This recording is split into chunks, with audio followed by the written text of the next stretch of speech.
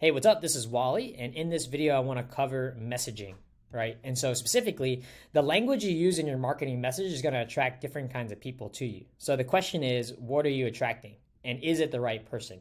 So, a lot of times, what we find when I start working with companies is I find that they are generating a lot of leads, but just because you generate a lot of leads doesn't mean that these people are actually interested in buying what you have to offer, right?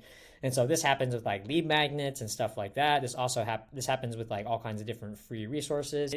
So I'm just saying that basically whenever you are putting out this messaging, you want to make sure that it attracts the right type of person, someone that is a great client for you, someone that's like not a 1-star prospect, right, but a 4 or 5-star prospect, very qualified, very interested in what you have to offer, and it is the right person. So the way that we do that is through messaging, because we want to make sure that we are hitting the key points for someone that actually cares about that, right? And so there's a little bit of a process by which we can do this. So I did this for a life insurance client, and that's one of our done for you clients right now, where we sell his programs through chat.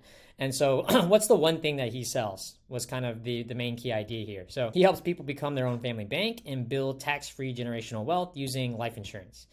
So I would say that, basically become their own family bank and build wealth is basically what he sells, right? And so what are the ways in which he does it, right? What are the main benefits, or what are the things that he does, or that are part of the offer that supplement that, right? And so I'm going to skip this section right here and come down to the back more to the example, right? So we have the main messaging idea is become your own family bank and build tax-free generational wealth. But like there are like bonus things and little like tidbits and benefits of like the system and process that we use that you can talk about in the messaging that would attract someone, right? So here are kind of some of those like language track patterns for this particular offer, right? You're going to have different ones for yours. Remember, this is a wealth building offer, right? So wealth building with life insurance. So the word tracks that you're going to use here, you're going to notice that they're more sophisticated language, more of the language of like an investor, because we don't want to attract someone who doesn't have enough financial ability to be able to implement the system the right way.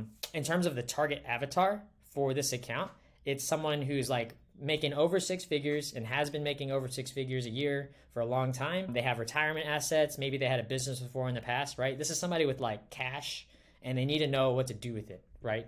So that is the person that we're trying to attract. And so you'll notice that whenever I go through these in just a minute, we're going to talk about like how this attracts that person. So protection of assets, right? That's one key messaging pillar or term that we can use, or language track that we can use in the copy. And that is talking to a specific person, because who cares about protecting their assets? Who cares about protecting their assets, right? Rich people or somebody with money. Gain 7% interest on the money you save and 3% interest on the money you spend. So this is interesting because somebody that's interested in a 7% gain, well, it really depends on contextually how much money you have, right? So if I only have $10,000 invested, then 7% gain really doesn't sound like that much. It's like, $700, right?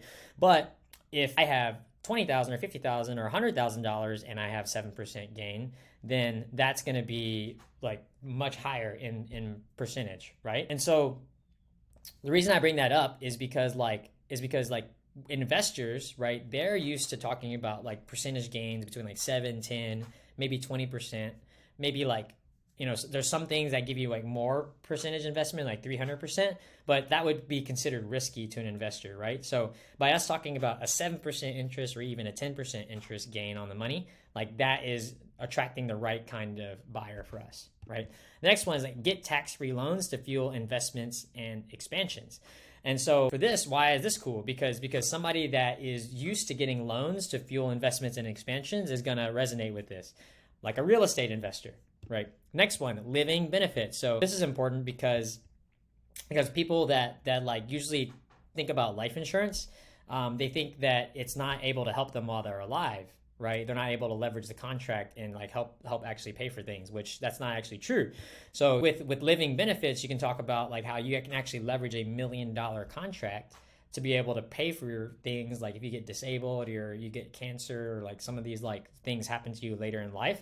If you have this coverage, then this will actually be able to pay out to you and not be a burden on your family, right? And so a lot of this stuff is really important for like wealthy people, because one of the things is like usually a wealthy person is leaving assets or leaving things down to the next generation or the next family member, and the last thing they want to happen is for them to hand over debt to them, right? Or like hand over expenses. So these living benefits are really, really important. I think about my parents, for example. They are like very, very much one of those like independent people, right? So like they would never want to be able to put a financial burden on anyone ever to like care for them and like these kinds of things later in life. And so like having a policy where you have living benefits like this would cover you in those scenarios, right? Where you could leverage that money. So anyway, but you see how like this messaging right here is all around that person who has money, right? Has money. So that's something I want to point out here, and something that you want to make sure that you are talking about in your specific niche that you're writing for whenever you're writing this content or attracting leads, right? It's like, what's going to attract the person that I want to talk to specifically? Not just anybody come in the funnel, but it's like who's going to be able to like become an actual customer, and who can I help the best? Who can I serve the most? Right. Examples of bad messaging. So whenever we're marketing this product, we used to talk a lot about this idea right here, where it's transform your everyday expenses into tax-free wealth.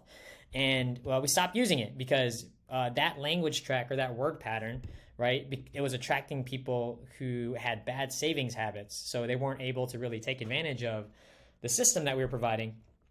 And so we want someone who's cash rich in this system, right? As I mentioned earlier.